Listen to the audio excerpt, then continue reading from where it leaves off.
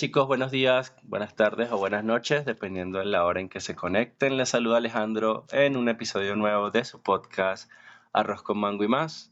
Un episodio que promete mucho, un episodio continuación de uno anterior que tratamos con un invitado que repite por segunda vez.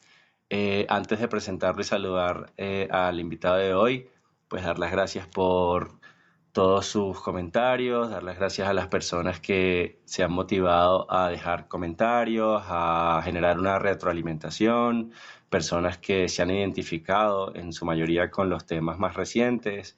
Este podcast trata y tiene como objetivo tratar de que se identifiquen con lo que conversamos aquí, que se inspiren si es el hecho o si se da el caso y que de alguna u otra manera tomen esto como una herramienta más para sus propios procesos de mejoramiento y crecimiento personal.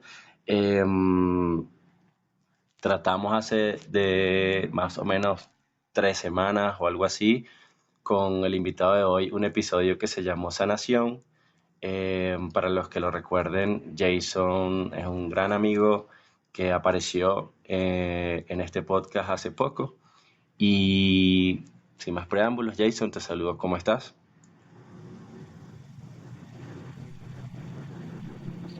Haciendo esta Claro que invitación. sí. Bueno, como lo decíamos, estás repitiendo nuevamente acá. Muchas gracias por aceptar nuevamente la invitación. Y en ese episodio, si recordamos un poquito de lo que se habló, en resumen, nos contaste tu historia, lo cual nos pareció muy fuerte, pero al mismo tiempo muy admirable para ti, por todo lo que tiene que ver con afrontar una situación densa y fuerte y aún así pues poder salir de ella y tal cual como lo estás haciendo, eh, continuar ese proceso en adelante y transformarse, porque al final todos los procesos de transformación terminan siendo muy poderosos hacia nuestros adentros.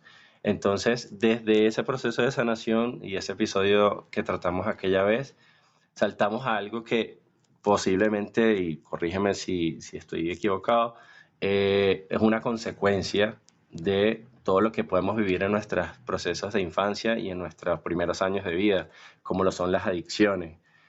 Hoy vamos a hablar de las adicciones y por eso te pregunto, cuando escuchas esta palabra en tus diferentes sesiones, cuando la gente te llega con esta palabra, eh, ¿qué traes? ¿Qué se viene a tu mente?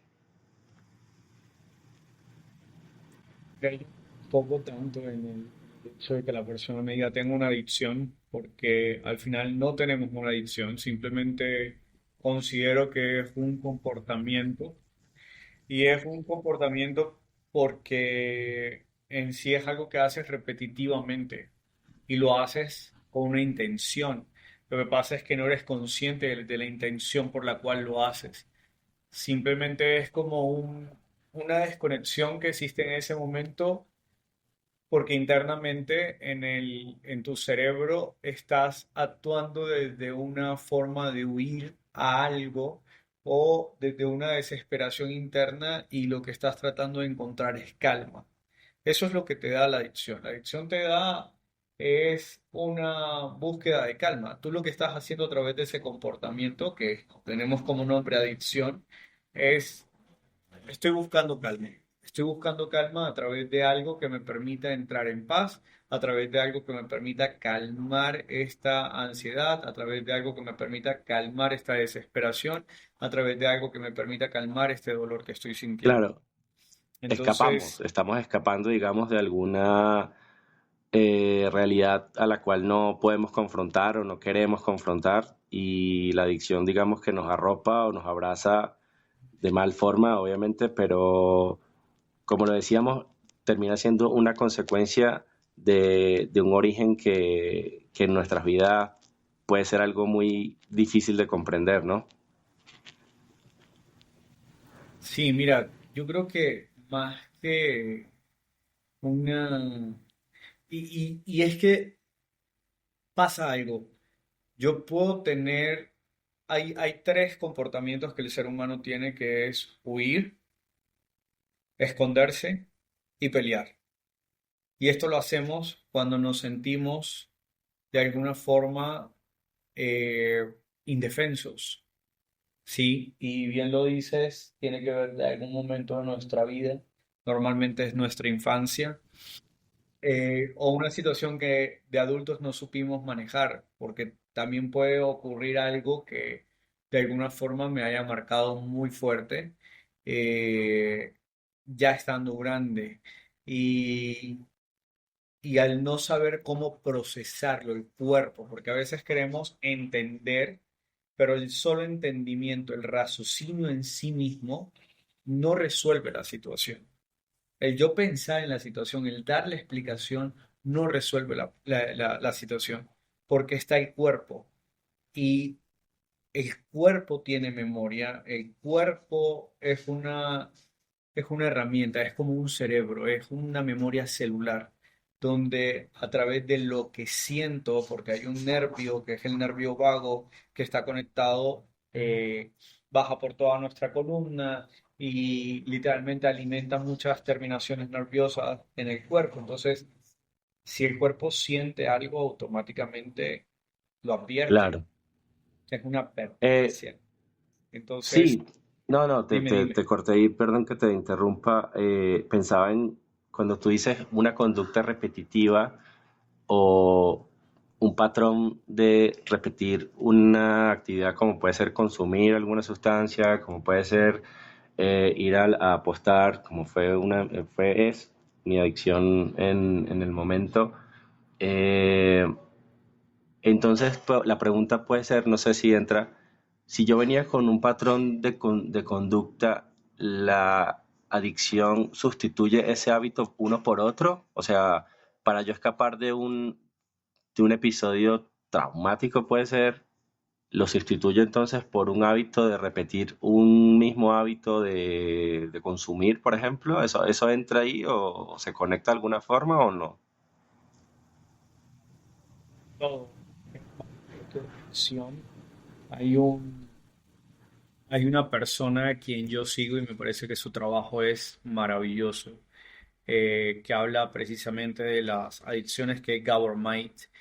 Eh, Inclusive no solamente explica las adicciones, sino que también habla de, de este tema tan famoso últimamente que como es el TDAH, TDAH, ADDA, o sea, un montón de cosas.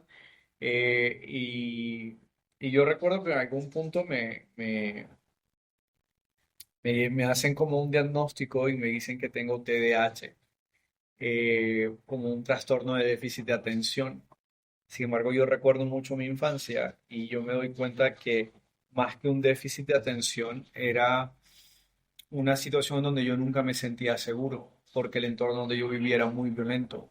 Entonces, yo vivía violencia en mi colegio y vivía violencia en mi casa y vivía violencia en el barrio y vivía violencia en casa de mi madre y era lo normal, los gritos, los golpes. Entonces, claro, ante el hecho de no sentirme seguro, lo primero que voy a hacer es buscar un lugar donde me pueda sentir seguro, donde no me hagan daño. ¿No? Entonces se termina traduciendo no solamente la parte del abuso sexual, se termina traduciendo de que el abuso sexual simplemente fue una forma en la que aprendí a crear seguridad. Entonces lo que hago es empezar a utilizar esta conducta como una forma de relajar mi sistema nervioso, porque lo que buscamos es relajar el sistema nervioso. Ninguno de nosotros está pretendiendo, es más, hay algo acá y es muchas veces no sabemos el por qué, de dónde viene este comportamiento. Nosotros, es como un comportamiento cultural. Si mi entorno es violento, yo que me acostumbro que la violencia es normal, hasta que la cuestiono.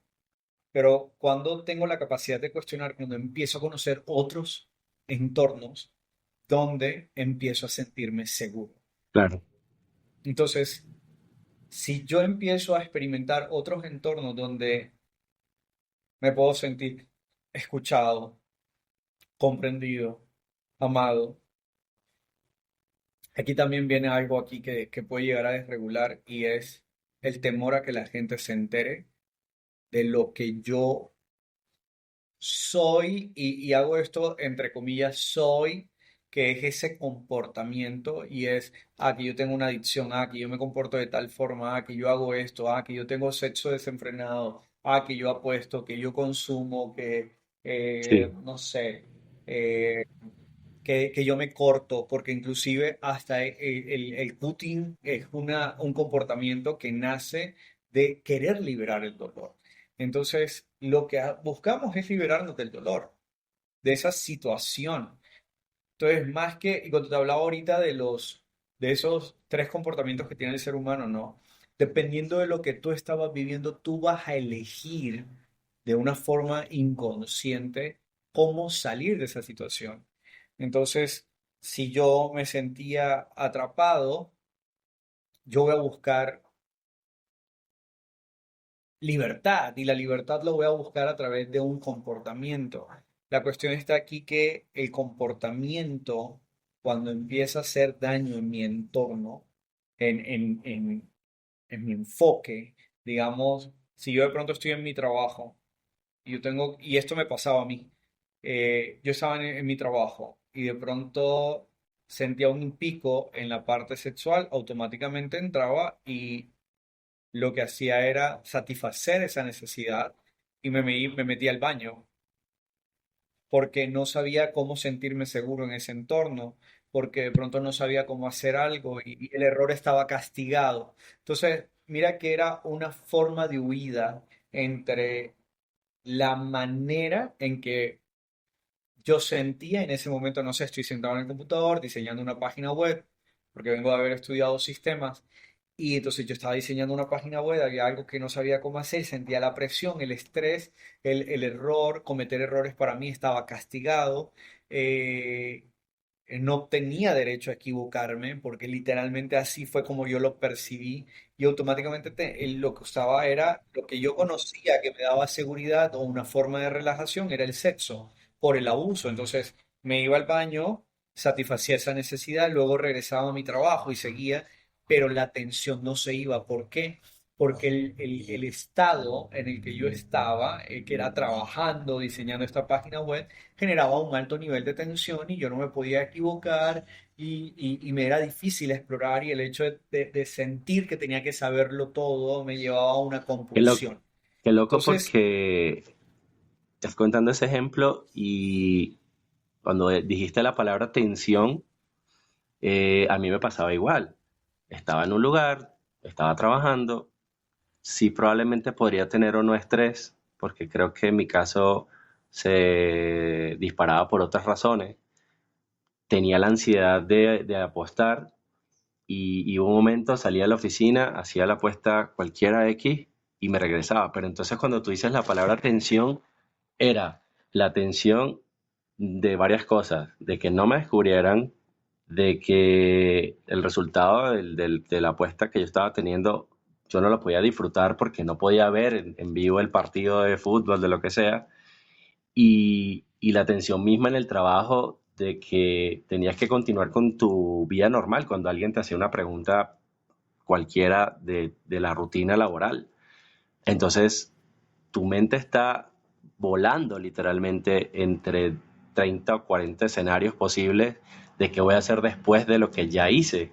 Empezaste a hacer eso, porque no sé si en tu caso te pasaba que listo, ibas al baño, satisfacías la necesidad, te bajaban los niveles de adrenalina, no sé, y ya salías a seguir haciendo lo que estabas haciendo. No sé si te pasaba así, pero a mí al contrario de bajarme la ansiedad, me aumentaba, porque ahora era tapar dos cosas, pues. que más que adrenalina es estrés. En toda situación donde exista un comportamiento adictivo, hay estrés. Es estrés. Más que adrenalina, es estrés. Y y hay altos niveles de cortisol donde el cuerpo quiere disminuirlo, ¿no? Porque requieres calmar tu sistema nervioso. El comportamiento es una búsqueda de calmar el sistema nervioso.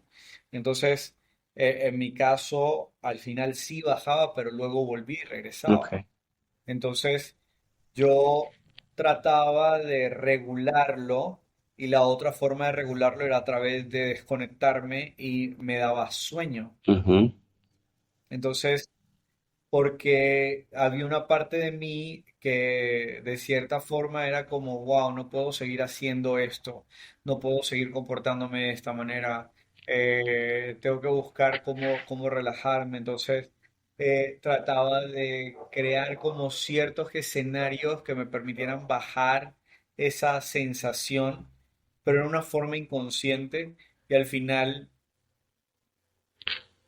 también tenía una tristeza muy profunda, entonces el sueño llegaba como consecuencia de eso, no poder estar viviendo como este estado de tranquilidad, de calma.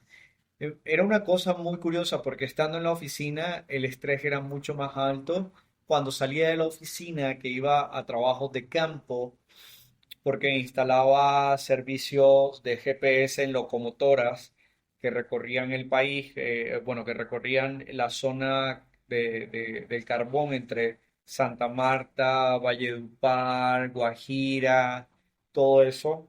Eh, era muy complejo porque cuando salía a campo me sentía tan relajado que de verdad yo disfrutaba eso, o sea, era como, esa era la sensación de libertad que de alguna forma calmaba y le daba también como un shot de dopamina que me hacía sentir importante, que me hacía sentir seguro, que me hacía sentir que me tenían en cuenta, que me hacía sentir de que podía hacer las cosas bien.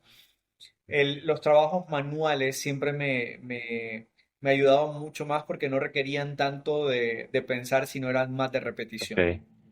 Entonces, eso, o sea, aquí viene algo y es que hay hábitos que te pueden permitir, por ejemplo, una persona que es workaholic, que es trabajadora compulsiva, es una forma de adicción, es un comportamiento adictivo porque a través de eso resuelve una necesidad. Entonces, esa necesidad que estás resolviendo a través de esa acción te da un estado de calma. Entonces, porque hay ciertas cosas que no quieres pensar, tal cual lo decía. Hay ciertas cosas que no quieres transitar, hay ciertas cosas que no sabes ni siquiera que te están pasando, no entiendes de dónde viene.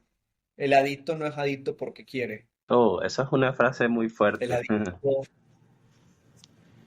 El adicto no es adicto porque quiere, porque hay algo aquí muy curioso. Hasta que tú no tomas conciencia de la acción en sí y el temor a poder hablarlo, conversarlo, tú estás encerrado en ti mismo, viviendo tal nivel de estrés, tal nivel de represión, tal nivel de castigo contigo que el no lo hablas porque hay un miedo profundo, de ahí el por qué la vergüenza, ¿no? Sientes vergüenza porque sientes que hay algo mal en ti, que si los demás se enteran, va a ocurrir algo y es que van a dejar de amarte, van a dejar de reconocerte, van a dejar de admirarte.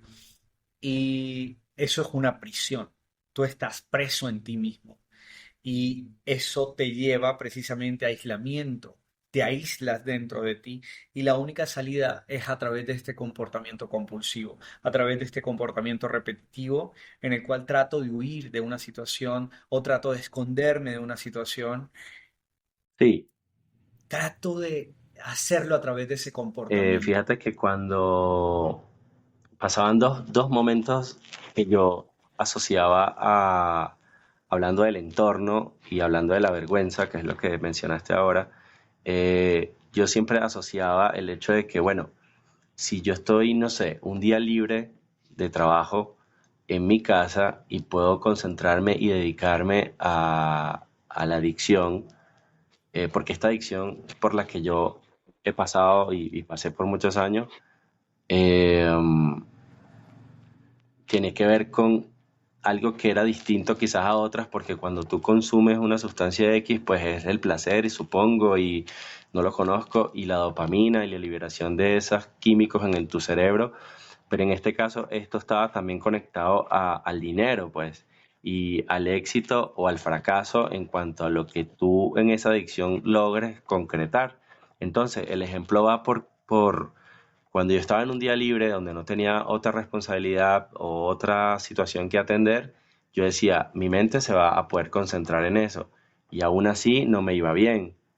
Cuando comparabas eso con un día de actividades, de ir a buscar a alguien a la escuela, de ir a pagar una cuenta, de ir a hacer algo asociado o a dinero o a tiempo, que eran las dos cosas que detestaba tener que comprometerme, sufría mucho, porque ahí entonces culpaba a esos eventos externos, que obviamente son parte de nuestro día a día y son importantes, con el hecho de entonces, si me iba mal en esa apuesta, era por culpa de esos eventos. Y entonces vas autoconvenciendo a la mente de que si yo estuviese libre y me puedo dedicar 100% a esa adicción, entonces sí me va a ir bien. Y no sé si me sigues el ejemplo, pero es como tu mente cae en esas trampas de, de decir, ahora sí lo voy a disfrutar mejor o ahora sí lo voy a hacer con tranquilidad porque no tengo a nadie molestando, no tengo a nadie llamándome, no tengo a nadie escribiéndome, no tengo que ir a salir con nadie. Entonces es muy loco porque cuando tú dices lo del aislamiento, sí, realmente uno busca estar solo para que nadie te vea, pues. Y al nadie verte, no tienes la vergüenza de disfrutar, entre comillas, esa adicción. Sí, exacto, es real y es como esa forma de aislamiento es una forma de buscar esa seguridad de, puedo disfrutar de esto eh, sin Ujú. culparme, sin sentirme mal. Ahora, hay algo acá que hay que tener en cuenta y es nuestro entorno es multifactorial. Nosotros tenemos muchos factores que envuelven nuestra experiencia de vida. Bien lo decía, ¿no? El dinero. Ahí hace poco digamos que siempre que alguien te dice, fallé en un negocio o me ocurrió algo, hay muchos factores detrás. Hay muchos factores que están detrás y la relación del dinero tiene que ver mucho con papá y Ok, mamá.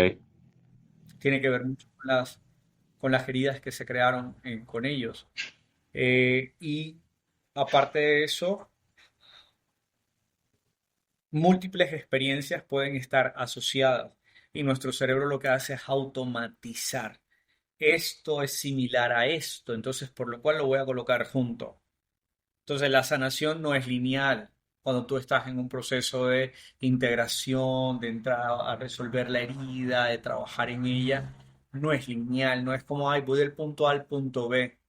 Es totalmente un espiral porque muchas experiencias, nuestro cerebro lo que hace es asociarlas mutuamente porque tienen patrones de conducta muy similares, porque tienen patrones que están asociados basado en la experiencia de lo que nosotros vivimos en el entorno. Entonces, bien decías ahorita, no, esta parte del dinero. El dinero no es una cuestión en sí como tal de, ay, yo estoy buscando dinero y estoy tratando de resolver algo.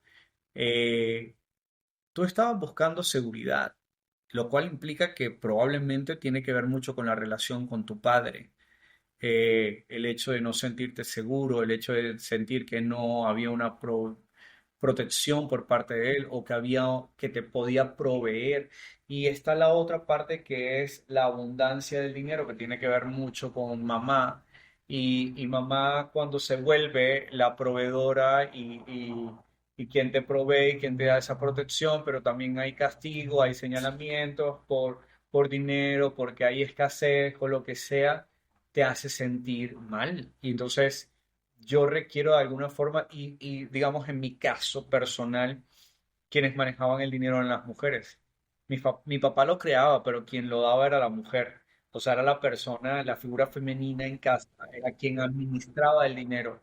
Los hombres no administran el dinero, eso aprendí yo. Pero no porque me lo dijeron, era porque lo ok. observaba. Y aparte, muchas veces fui regañado o fui reprendido por querer tener, por querer de alguna forma eh, acceder a ese recurso. Entonces había como una manera de tratar el dinero de una forma muy escasa, porque escaseaba. Había lo puntual, las cosas necesarias, básicas a cubrir. Sin embargo, por parte de mi madre había mucha escasez. Ella trabajaba, yo la veía, yo la observaba desde lejos. Yo veía cuando ella lloraba, cuando discutía por dinero con mi abuela. Era como una situación en la que yo quería rescatarla. La sensación que me generaba a mí era de incapacidad. Esa sensación de incapacidad nunca la solté hasta que empiezo a crear mi negocio, hasta que empiezo a crear a crecer en mis emprendimientos. Entonces, esa sensación, lo único que estaba generando era la incapacidad estaba presente, pero aparte el dinero también. Sentía culpa porque mi mamá me señalaba porque yo sí tenía ciertas cosas que mis hermanos no. Entonces yo no tengo derecho a tener, yo no tengo derecho a merecer. Eh, Aparte, la misma vida en sí misma, yo no tengo derecho a existir. Entonces, son múltiples factores conectados entre que está el dinero, la existencia, el sentirme seguro, el sentirme que soy amado, que sentirme que pertenezco, el no saber a qué lugar pertenezco, porque yo cambiaba entre espacios entre papá y Claro. mamá, ¿no? Entonces, iba a casa de mi mamá, porque ahí estaban mis hermanos, visitaba, pero habían conflictos, había violencia. Iba a casa de mi papá, era un poco más relajado, pero tenía una cierta exigencia, donde tenía que cumplir unos ciertos objetivos. Entonces, mi madre de crianza era un poco más estricta conmigo y ella misma me lo decía y dijo una frase un día y fue, yo era así contigo porque yo tenía miedo de que la gente creyera que porque no eras mi hijo biológico, yo no te cuidaba. Entonces, detrás de esa represión, que era una exigencia de tener que ser casi perfecto, creo yo, o era la percepción que yo le había dado a cada uno de a cada una de esas situaciones y comportamientos de ella, yo me mutilé inconscientemente.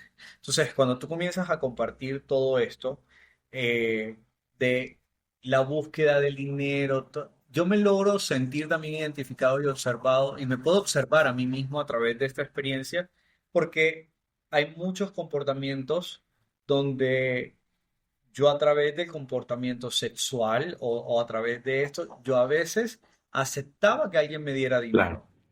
Y era como una forma de seguridad. Yo buscaba de alguna forma una figura de papá. Yo buscaba una figura de protección. Yo buscaba una figura de seguridad. Y no solamente en la parte eh, esta de la provisión, sino de la parte emocional. Luego el vacío venía porque cuando ya terminaba el acto sexual y todo lo demás, ¿qué terminaba ocurriendo? Esta persona se iba, esta persona no se quedaba, la cama estaba vacía y yo volvía a sentir otra vez ese hostigamiento interno, esa búsqueda, esa necesidad de sentirme protegido. ¿Por qué? Porque la situación financiera no se estaba resolviendo, porque la escasez financiera que yo sentía o la incapacidad que yo sentía no se estaba resolviendo solamente en esa situación, en ese momento de satisfacer esa parte sexual. Estaba ocurriendo algo mucho más en el fondo. Entonces, mira todos los elementos y todos los componentes que están conectados a esto que llamamos Sí, adicción. mira qué interesante porque cuando tú decías lo de los estados de conciencia, muchas veces dentro de las adicciones están las famosas recaídas y los fondos, que son varias veces los que podemos tocar el fondo y pensar que finalmente ese fue un último fondo antes de caer en cuenta de por qué estamos tomando tantas malas decisiones y normalmente hacia nosotros mismos. Y te pregunto, porque entonces, en un fondo en específico, uno, eh, la familia te voltea a ver, cómo así que estás consumiendo, cómo así que estás apostando, te apostaste hasta la casa, te apostaste el mercado, la. ¿Por qué no piensas en tu familia? ¿Por qué no piensas? Cuando te empiezan como a señalar o a poner la etiqueta de reacciona. Obviamente yo, todo ese entorno que te quiere o que tiene como conexión de sangre contigo, que te quiere ver salir de allí, te quiere ver, pero no tiene las herramientas, no tiene las maneras. En este caso y de lo que hemos estado hablando, probablemente son causantes en tu infancia de esas heridas que desbordaron en todo eso al final. Y la pregunta es como, bueno, sí, estoy haciendo un mal, estoy haciendo un daño. ¿En qué momento, verdad? De todos esos fondos que puedes ver tocar, uno irá como, uno dice, bueno, ahora sí. O sea, que la pregunta te la hago y me la hago a mí mismo, pero que tiene que pasar, ¿no? A veces, cuando has llegado tan al fondo, y aún así al meses, al tiempo, vuelves a consumir o vuelves a apostar, o en mi caso, o vuelves a tener una recaída de esta, entonces, ¿en dónde entra el estado de conciencia ahí? Mira, lo primero acá es reconocer que hay una situación y es el Ujú. trauma, ¿no? El trauma se creó y se generó por algo, algo que yo interpreté desde un comportamiento. Entonces, yo soy insuficiente, por ejemplo, yo no valgo, yo no tengo derecho a existir, o yo soy el problema.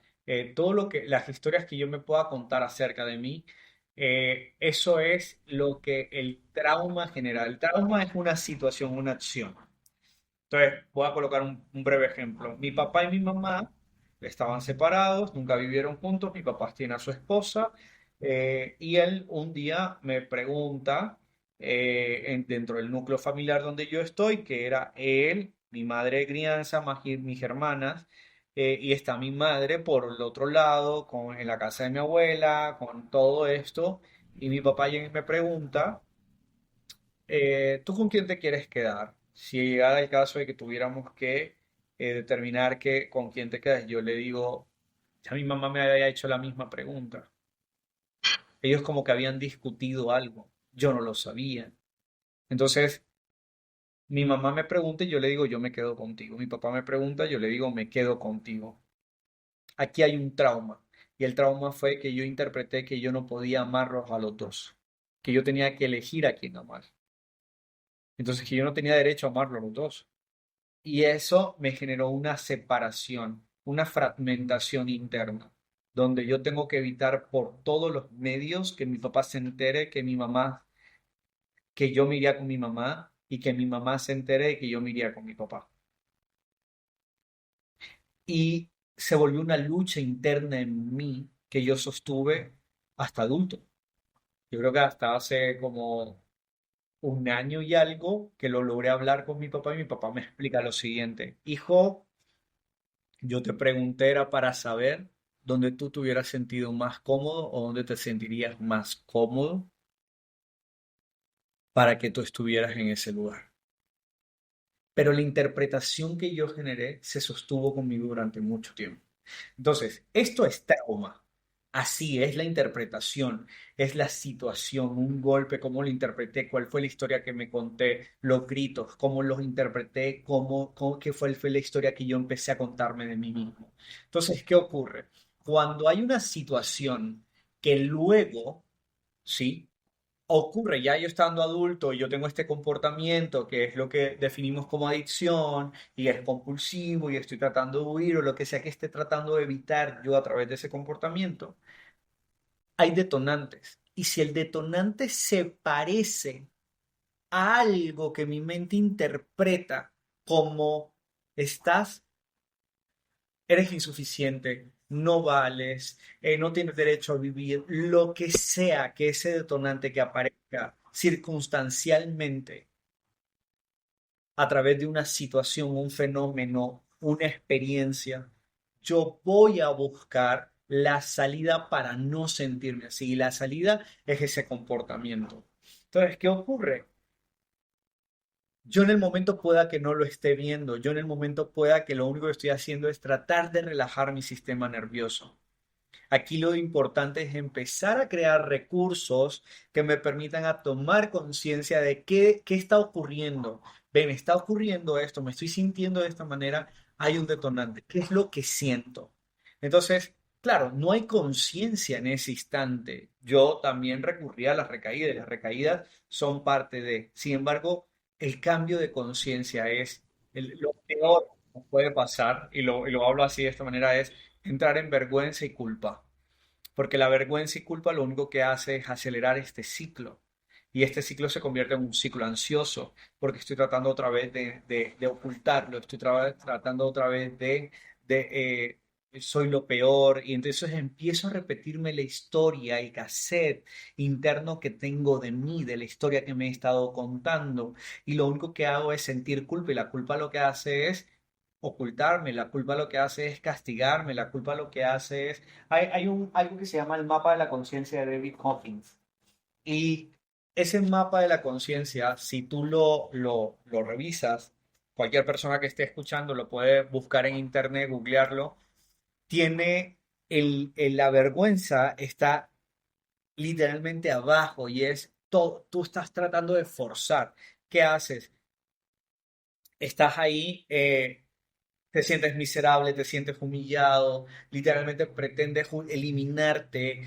La culpa tiene que ver más con eh, destruirte a ti mismo. Es una forma de destruirte y hay un comportamiento desde el miedo que es el castigo, pero el castigo te lleva a la culpa. Entonces, todo esto se empieza a navegar internamente y está pasando a velocidades, Dios mío, abruptas, que tú no logras ver lo que está sucediendo. De lo que está haciendo es que te está avisando el cuerpo. Estás tratando de huir de la situación, no sabes qué hacer, no sabes cómo reaccionar.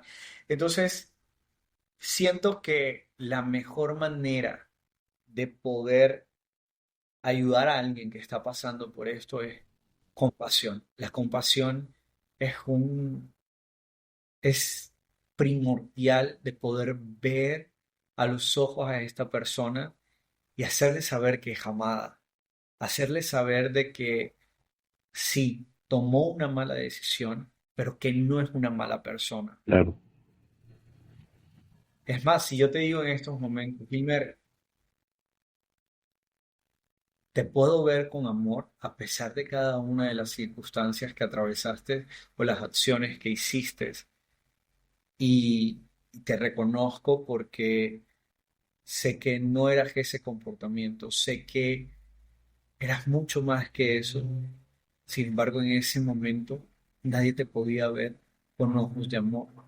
Y lo que tú estabas en ese momento, a pesar de no saber cómo salir de la situación, a pesar de saber que estabas causando daño, inclusive te estabas causando daño, lo único que esperabas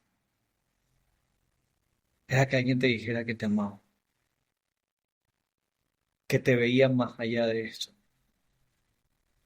y que podías hablar de lo que estuvieras sintiendo. Sí.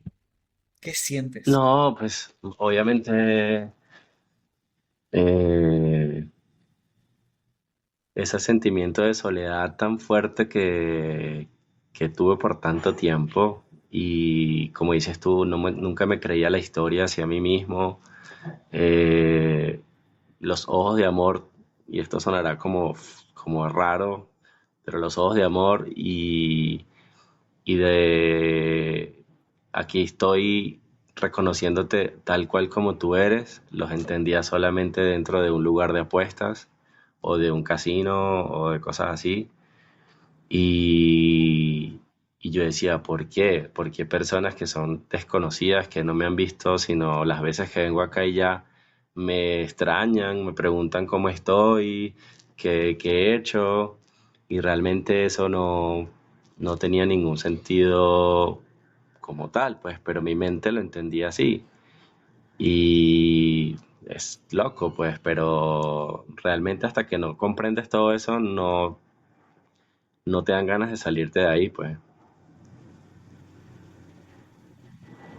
Total, total. Es que donde tú te sientes aceptado, amado, reconocido, valorado, es el lugar donde vas a regresar. Sí, Entonces, ese mensaje se lo envío a todos los padres que puedan estar escuchando esto, a cualquier persona que pueda estar atravesando una situación de esta.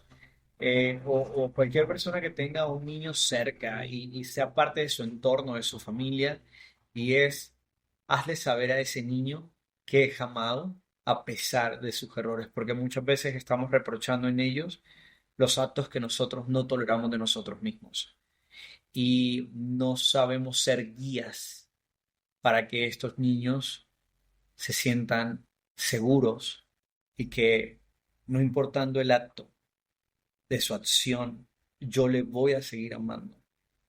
¿Cómo sería no actuar desde el miedo? ¿Cómo sería no actuar desde el dolor? ¿Cómo sería no actuar desde el juicio? Sino actuar desde el amor puro por esa criatura, por esa persona, por ese ser humano que pueda sentirse amado, respetado, reconocido y que tiene un lugar y que no lo va a Sí. perder. Fíjate que qué bonito eso que dices y realmente somos una generación de niños heridos, podría llegarlo a decir, los que somos de 40 o más. Totalmente. Pero lo que te iba a decir era como muchas veces para el entorno o para la sociedad donde podamos estar, cuando tú eres reconocido o visto como una persona adicta a lo que sea, eh, él está dañado, ella está dañada, vino con algún defecto, porque yo que también tuve un padre duro o abandono de madre o alguna de estas situaciones en la infancia, porque yo no terminé adicto y el otro sí. Y yo creo que ahí está un error, porque la adicción, digamos, es muy visual y muy impactante para muchas personas que no la entiendan o no la sufran.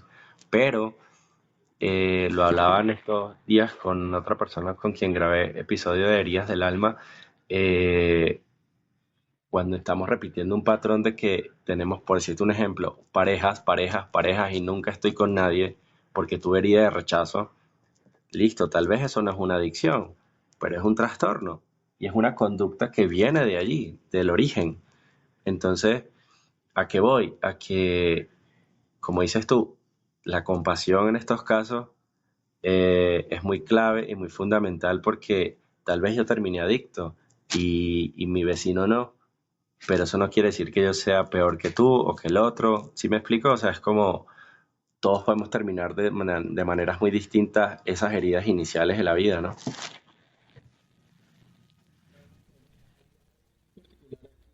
El hecho de que cada cerebro es distinto y cada forma de interpretación es distinta. Sí. Mi papá fue un hombre que siempre bebió alcohol, siempre. Sin embargo, yo veía las consecuencias de ese acto y yo me dije a mí que yo no iba a beber alcohol. Socialmente se acepta que el hombre beba alcohol y sobre todo en un entorno como la costa colombiana o inclusive en muchos lugares de Ujú. Colombia. Entonces, el alcohol es una droga social aceptada, pero el alcohol es una forma en que los hombres buscan, o cualquier ser humano busca poder liberarse y expresar aquello que le es difícil procesar. Entonces yo veía que mi papá lograba conectar, ¿sí? Con muchas personas a través del alcohol. Entonces se vuelve como una droga social aceptada, donde la gente se puede compartir abiertamente que si tú cometes cualquier acto en un estado de alcoholizado, te lo toleran, es aceptable. Se ríen inclusive de esto. Sin embargo, estamos hablando de que esto está sacando a flote esta parte del inconsciente, esto que está ahí que no se ha trabajado, pero está normalizado y nadie se lo cuestiona, porque como es una droga social, eh, es una sustancia socialmente aceptada, más que colocarle nombre de droga, es una sustancia socialmente aceptada. Nadie te lo critica, nadie lo juzga. Sin embargo, detrás de ese consumo excesivo, yo aprendí yo no voy a consumir alcohol y cualquier persona que consuma alcohol a mí me detonaba en un estado de ira y rabia. ¿Pero qué era? Era el rechazo a ese comportamiento de mi padre. mi entorno, mis primos, mis hermanos, sí consumían alcohol. Y se sentaban con mi papá a hablar y no sé qué y tal. Pero claro, era un código de conducta para ellos. Yo que vivía las consecuencias de lo que era que ver a mi papá alcoholizado y los conflictos que se creaban, yo aprendí que el hombre que se alcoholiza o la persona que se alcoholiza le hace daño al otro a través de el consumo del alcohol. En algún momento sí consumí, en algún momento, y ya yo sabía hasta qué punto consumir, pero llegó un punto en el que yo dije, ¿para qué lo estoy haciendo? ¿Cuál es la intención detrás? Cuando empiezas a entender la intención detrás de tus comportamientos, tú empiezas a tomar decisiones para cambiarlo, porque ya ahí es donde empieza a habilitarse este estado de conciencia del que estabas hablándome Mm, antes, ¿no? Ya empieza a haber conciencia, ya empieza a haber un observador que observa lo observado, ya empiezo a observar lo que mi comportamiento está ocasionando y que estoy siendo consciente de que no es lo que quiero. Y empiezo a notar de que algo, empiezo a vislumbrar algo, está entrando luz a través de esa grieta, a través de ujú. esa herida. Y hay algo aquí muy particular, la palabra adicción, que quería compartirlo desde hace rato, y es, la palabra adicción viene de esclavitud y no puede ser sano una adicción. ¿Por qué? Porque no hay una libertad de elección. Una persona que tiene este comportamiento, este tipo de comportamientos, no tiene una libertad de elección. Simplemente está presa en sí misma desde un lugar. Entonces, cuando bien lo dices, ¿no? Una persona que se comporta de una forma y aprendió, estaban en el mismo entorno, dos hermanos, uno aprendió a no beber, el otro aprendió a beber. Uno aprendió a ser violento, el otro aprendió a no ser violento. Uno aprendió a gritar, el otro aprendió a no gritar. El otro aprendió a quedarse Sí, callado ante circunstancias de injusticia, mientras que el otro aprendió a levantar la voz, a ser más, una actitud más prepotente, más iracundo. Todo esto son, inclusive hasta la misma rabia puede ser ujú, adictiva, hasta el mismo buscar felicidad constantemente, irme de viaje de manera repetitiva y buscarlo como una forma de felicidad puede ser claro. adictivo. Entonces, no en sí es, la adicción no necesariamente deja una sustancia o algo. La adicción a veces pueden ser comportamientos que hago y que como no tienen nada de malo, lo único que la gente no lo percibe como una adicción, sin embargo, es la intención detrás, qué es lo que me lleva a realizar esta acción. Sí, son Entonces, prisiones mentales. Eh, son ¿Qué te prisiones. iba a decir? Hablando de comportamientos compulsivos, cuando, por ejemplo, yo estaba dentro de ese día de apuestas y me ganaba un dinero X, se asociaban otras conductas a esa situación. Te pongo el ejemplo claro. Ir y comer comida rápida, que es comida chatarra, que era como el desespero de comer. Hay una película, por cierto, antes que se me vaya a olvidar, que se llama Maldita Suerte, la estrenaron en Netflix hace poco, habla de un ludópata en uno de los lugares más eh, locos del mundo para apostar, que no es Las Vegas, sino Macao, creo que, se me fue el país, bueno, es un país asiático. Y, y cuando en una escena él llega al hotel de haber estado todo el día en el casino, él pide toda la comida que podía. O sea, hay una escena muy impresionante y no es spoiler, pero él come de la manera que come, es desenfrenado. O sea, es una cosa que él se tenía que comer y devorar todo. Ni siquiera yo creo saboreaba lo que estaba comiendo, masticaba, ni siquiera quizás en algún momento masticara al punto que te puedes ahogar con tu propia comida. Y a lo que voy es, si después que tú superas un poco este comportamiento compulsivo, pero o alguna otra de esas conductas vuelven, como el hecho de hoy voy a pedir comida chatarra, eso te puede asociar meses adelante, quiero decir, el hecho de que, yo recuerdo o mi cerebro recuerda que cuando yo comía esta comida era porque venía de una noche de apuestas y eso puede como conectarse. Te lo pregunto por lo que tú decías de que el cerebro asocia experiencias parecidas. ¿Qué? siguiente. Mi papá me sacaba a comer helado y era un momento donde yo me sentía en familia, me sentía cuidado, me sentía amado. De adulto, el hecho de querer comer helado todo el tiempo era esa búsqueda de esa sensación. Estaba asociado, yo estaba buscando nuevamente sentirme de esa manera y comer helado era la forma de volver a ese estado. Sí, Entonces, lo mismo puede llegar a ocurrir al momento de tener un comportamiento, ¿no? Es una forma asociativa que yo busco cómo relajar mi sistema nervioso. Aquí es importante encontrar la intención desde dónde lo estoy haciendo. claro. Sí, porque la típica Porque persona cuando que, me por puedo ejemplo, conectar con llega y va a entrar a turno en el trabajo y dice, si no me fumo un cigarro, no voy a estar tranquilo. Se lo declara inclusive a su mente. Y si esa acción no esa. ocurre previa, su turno va a ser, y lo decreta la misma persona, un turno de mierda, pues. Mira que vamos a hablar específicamente de esto, ¿no? Voy caminando con una amiga en la calle, ella es coach, eh, y íbamos caminando y me dijo, necesito fumarme un cigarro. Yo le agarré la mano y le dije, no vas a fumar cigarro, simplemente estás en un estado de ansiedad. No, no, no, es una forma en que yo me siento en paz y logro manejar mis emociones. Y yo le dije, tienes ansiedad, le agarré el brazo y le dije, vamos a caminar. Si luego lo que vamos a hacer te sientes en paz, listo. Si no, pues puedes buscar tu cigarro, pero mientras vayas conmigo no lo vas a hacer. Entonces ella aceptó, empieza a caminar, trató de justificar, pero a medida que íbamos caminando yo le decía, ¿qué sientes? Y fuimos haciendo ese tránsito. Y ella entra en un estado tan profundo que ella rompe en lágrimas mientras vamos caminando.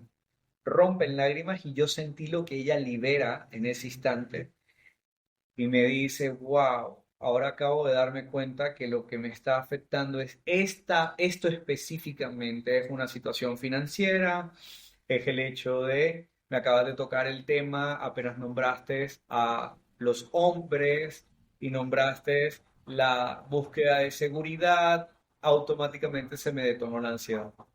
Pero cuando pudo entrar y darse cuenta de que lo que estaba buscando era una forma de sentirse segura a través de fumarse un cigarro, eh, que era algo que sí podía controlar. Yo sí puedo controlar cuánto fumo. Entonces eso le daba una sensación de seguridad, de que yo puedo controlar, no me voy a fumar el cigarro completo, solamente unos cuantos eh, inhalaciones. Y yo le dije, ¿sabes algo? Y lo más curioso de todo es que tu cerebro está tratando de respirar, porque estás tratando de entrar aire a tu cuerpo para poder calmar tu sistema nervioso. ¿Por qué? Porque precisamente no sabes cómo manejar esta sensación. Llegamos, caminamos una cuadra completa, llegamos a una esquina donde ya nos teníamos que despedir y ya después de haber llorado me dijo, me siento en tanta paz de poder comprender esto eh, y haberlo podido transitar corporalmente, porque el cuerpo es una herramienta, es nosotros la parte somática, que es la experiencia corporal, que es el tránsito a través del cuerpo, es tan importante como la parte de la comprensión. Entonces, cuando tú lo puedes comprender a través de la experiencia misma de transitarlo en el cuerpo, te da un estado de liberación. Se libera dopamina porque hay conexión, porque hay alguien que te acaba, en ese caso ella no, alguien la acababa de entender y me dijo, no tuve necesidad de fumar ese día, ni los días siguientes, ni los días Qué venideros. bonito.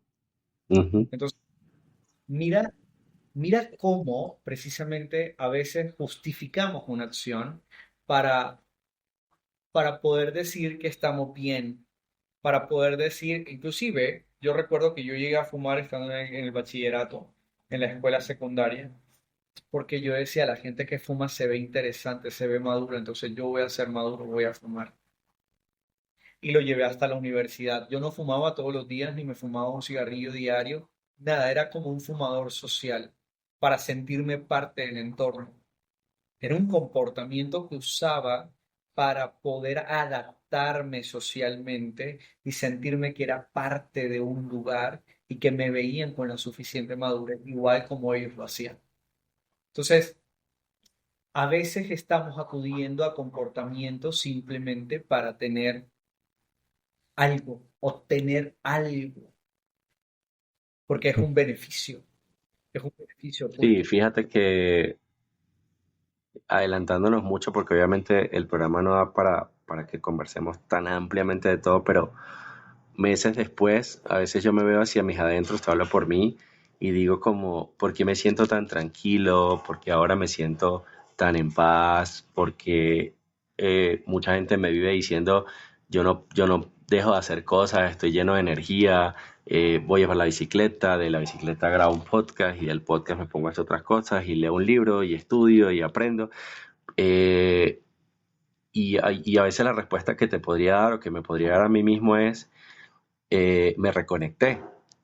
Yo pasé muchos años, digamos, desenchufado, si lo quieres ver con la metáfora del conector a la electricidad o a la energía, y cuando te reconectas de forma central en tu cuerpo, en tu mente, por decisión propia, por esos actos de conciencia de los que hemos hablado, que pueden haber sido destellos en el pasado, pero que ahora siento que son como una realidad, todo ese tema de la dopamina se sigue encontrando, pero de forma distinta, pues. Y todo lo que hago en la bicicleta, y mucha gente pensará, ah, bueno, es que se va a la bicicleta desesperadamente y da vueltas como un loco en la ciudad porque así evita ir a apostar. Y no, nunca cuando he conectado ese pensamiento a esa situación, nunca me he sentido así. Y tengo, no sé, muchos meses rodando. Al contrario, me siento libre. Cuando estábamos hablando de la prisión mental, en donde nos mantienen mucho tiempo las adicciones, encerrados en esos pensamientos, en que ya no tienes vergüenza de decirlo, soy adicto, viví una adicción y no te pasa nada por decirlo. Yo creo que a partir de ahí, para las personas que nos están escuchando, empieza a haber un real cambio en cómo entendemos o cómo encaramos todo este proceso. Y se siente muy bien, y como lo decía con otra persona conversando, es impresionante que tú puedas haber estado 10 15 años en algo y que luego cuando haces este switch del que yo te estoy contando, el tiempo se vea ahora como tan diferente y se sienta tan distinto, no se siente como, ah, perdí 10 años de mi vida, ahora qué voy a hacer. Al contrario, te sientes tan agradecido y te sientes tan bien de haber recuperado muchas cosas que más bien dices como, ojalá el tiempo me dé para disfrutar lo que estoy disfrutando y sintiendo en este momento. Entonces, sí es posible, al final el mensaje es como, si es posible reconectarnos con nuestra alma y con nuestro cuerpo. Sí, mira, yo creo que en realidad pasa algo aquí, es eh, un hábito saludable, es algo que nos permite entrar en conexión, es algo que nos permite trascender. eh, la gente que hace arte, la gente que escribe, lo hace por un bien mayor, inclusive por una necesidad interna de crear. En el caso de lo que me comentas de la bicicleta, Ujú. ¿no? Ocurre que cuando ya vas en un punto donde tú dices, yo no puedo más, hay algo internamente que se enciende en ti y te da como esa milla extra, ese poder interno. Entonces, aquí se despierta algo y es, wow, sí pude, Ujú. ¿no? Sí pude, fui capaz, wow, yo me creí que no. Y en ese momento estamos recodificando nuestras conexiones neuronales, estamos creando una nueva conversación de nosotros, estamos creando un nuevo diálogo, estamos desarrollando una forma de interactuar con nosotros muy distinta. Es una forma de estar en solitario también. porque eres tú contigo en ese momento mientras estás subiendo la pendiente. Eres tú contigo y nadie más. Entonces, hay algo que quería compartir aquí y es que el, hay algo acá y es el trauma. El trauma, bueno, la adicción es una forma de resolver un problema de la vida que fue impuesto por un trauma que sucedió. Sin embargo, el trauma es el resultado de una anormalidad y entonces se termina convirtiendo en adicción. Y está algo aquí bastante particular y es que el sufrimiento te puede llegar a despertar. Y entonces mira que puede estar muy asociado que cuando yo estoy en una pendiente, yo estoy subiendo, hay una parte de mí que está despertando, hay una parte de mí que está reconectando, hay una parte de mí que se siente valiente, que se siente capaz. Y yo lo puedo asociar como la primera vez que fui a nadar. Yo me lancé en la piscina sin saber nadar, pero cuando yo me comencé a sentir capaz de atravesar la piscina, en ese momento algo se empezó a cambiar en mí, porque la sensación de incapacidad empezó a morir.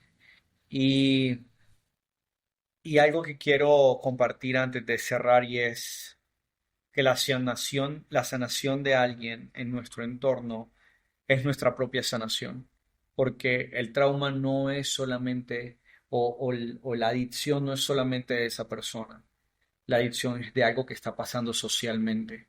Es algo de una sociedad. Una casa es una sociedad. Y cuando estos comportamientos aparecen en alguien, está hablando de una situación que no ha sido resuelta en ese hogar, en ese lugar, y que ha estado afectando a esa persona. Si nos involucramos a poder sostener y entender que la sanación de esa persona también es nuestra sanación, es la sanación de ese entorno, es comenzar a comprender de que socialmente estamos conectados, porque si algo te está sucediendo a ti neurobiológicamente, o sea, yo estoy a nivel interpersonal, yo también voy a sentir eso, esa tensión, eso que está pasando en ti, ya sea por tu voz, por tu comportamiento, por algo que yo estoy sintiendo sensorialmente, porque nos podemos sentir los unos a los otros, somos seres sensitivos por naturaleza, que algunos lo tenemos más desarrollado que otros. Yo soy una persona altamente sensible, por lo cual cuando yo despierto, que vivo este despertar, empiezo a decir, ok, ¿cómo puedo servir a otros? Y fue el momento en el que yo decidí meterme en este mundo y empezar a hacer aporte. Pero ya desde niño yo tenía esta sensibilidad despierta por múltiples situaciones que habían ocurrido y yo quería que el otro estuviera bien, pero también una forma de yo querer estar bien. Sí, es totalmente interconectado el proceso de sanación de una persona con el entorno que, como estabas allí comentando, se lo pudo haber generado inconscientemente, porque entendemos algo aquí y es como también para ir cerrando, acá viene una cosa que es re dura de procesar en el tiempo y es como, bueno, pasé una adicción, no sé, de 15 años, 20 años, y en terapia entendí que esto me nació por la herida del rechazo, por la herida del abandono, por comportamientos, por ver violencia, por lo que sea. Y entonces ahí viene el cuento de, bueno, si no me hubiesen causado esa herida, yo no estuviera acá, hubiese sido una persona feliz y toda la historia, ¿no? El ejercicio del perdón me parece que va dividido en dos etapas. Una hacia nosotros mismos, después de reconocernos, después de vernos en el espejo, después de decir, sí, me tocó vivir esta situación complicada, producto de tantas cosas, pero ahora perdono a mis padres, pero ahora perdono a mi entorno, pero ahora quiero perdonar a esas personas que tampoco tuvieron la intención posiblemente de hacerme todo ese daño que causaron en mí, porque también son producto de otra crianza, de un proceso anterior, de otra generación pasada, mis abuelos, mis bisabuelos, que tampoco tuvieron herramientas. Entonces, cuando comprendemos y abrimos la cabeza, digamos, de decir, no fuiste a agarrar el palo, a darme con la intención de darme y hacerme daño, sino que también eso fue producto de otras cosas que tú viviste como mi padre o mi madre. Creo que ahí realmente también se termina de unir toda la cadena de amor, de perdón y de consideración o compasión, como tú lo usaste muy bien hace rato, y así poder cerrar ese ciclo, ¿no? Que tuvimos muchos años abiertos.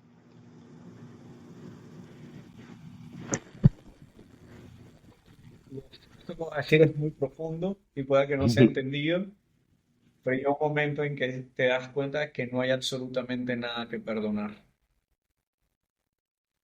Y en el momento en que llegas ahí, porque ya transitaste por toda esta etapa de duelo, ya transitaste por toda esta etapa de integración, la herida no sana si no hay integración, si no integro las experiencias, si no integro estas emociones, si no integro el cuerpo, porque cuando el cuerpo empieza a enfermar está hablando de que hay algo que no está resuelto y hay evidencia para esto.